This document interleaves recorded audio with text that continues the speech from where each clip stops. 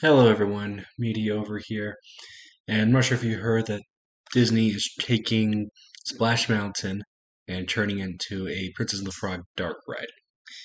Now, there's a few things that I want to point out because it seems like there's some problems with it because so many people went on the last day that this ride was open to ride it one last time. This is a very beloved ride that's Disney's getting rid of because they see it as problematic, which is a real shame in my opinion because there's a few reasons I think this. Now, this is my opinion.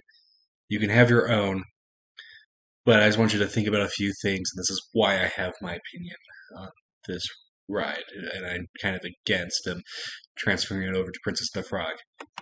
So, I'm using Wikipedia here because it can get some broad information out quickly. I know it's not the most accurate, but it'll give us what we need. So I'm one of the few people who actually has seen Song of the South. One of the few Americans that actually has seen it. And I enjoy the movie. I'm not saying it's one of Disney's fantastic ones, but I enjoyed it for what it was. Now, the Song of the South is based on the stories written by Joel Chandler Harris. And I think it's only fair that we look into this gentleman a little bit. Now, I want to be completely transparent, and I recommend that you do your own research on this guy. I only did a few minutes of research for this video, but so if you find anything else, please add it. Um, but I want to look particularly at his Turnwood plantation years between 1862 and 1866. So at age 14, Harris quit school to work. Excuse me, I'm still getting over a cold. In March 1862, Joseph Anderson Turner, owner of the Turnwood Plantation, 9 miles east of Edenton, hired Harris to work as a printer's devil for the newspaper The Countryman. Harris worked for clothing, room, and board, meaning he didn't get paid anything, he just got taken care of. The newspaper reached subscribers throughout the Confederacy during the American Civil War. It was considered one of the largest newspapers in the South and the circulation of about 2,000. Harris learned to set type for the paper, and Turner allowed him to publish his own poems, books, reviews, and humorous paragraphs. So, put it in perspective, yeah, this guy, he's from the South during the American Civil War, and he's writing for a newspaper, which of course is expected to be filled with propaganda. Turner's instruction and technical expertise exerted a profound influence on Harris during his 4-year tenure at Turnwood Plantation. Joel Harris consumed the literature of Turner's library. He had access to Chaucer, Dickens, Sir Thomas Browne, Arabian Nights, Shakespeare, Milton, Swift, Thackeray, and Edgar Allan Poe. A lot of classics there, and I do recommend you read a lot of those for yourself. I've actually read a lot myself, too. Turner is fiercely independent Southern loyalist and eccentric intellect to emphasize the work of the Southern writers, yet stressed that Harris read widely, and Countryman Turner insisted that Harris not shy away from including humor in his journalism. So yeah, basically it says right here that this man is a Southern loyalist. Um, but I want to pay close attention to this last paragraph in this section. While at Turnwood Plantation, Harris spent hundreds of hours in the slave quarters during time off.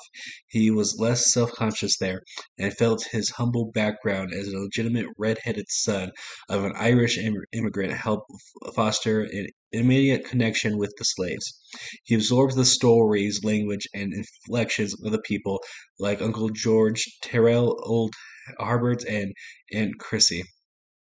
The African American animal tales they shared later became the foundation and inspiration for Harris's Uncle Remus tales. George and Old Herbert in particular became models for Uncle Remus as well as role models for Harris. So we have a man here who's spending his time with people who were never taught to write and collecting their stories and later retelling them.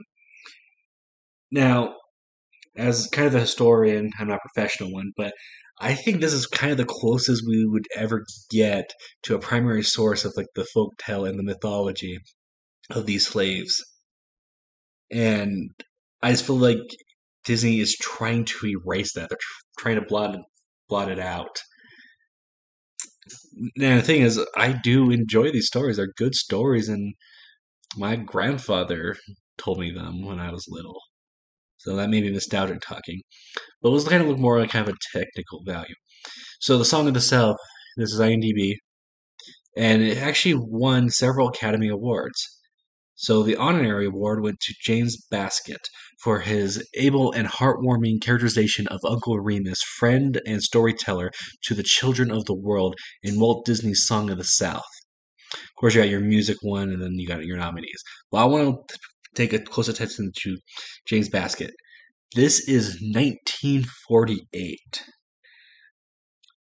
and he got an award. I think, if I'm not mistaken, I couldn't find any prior one, but I think he's one of the first African Americans to get Oscar nominated.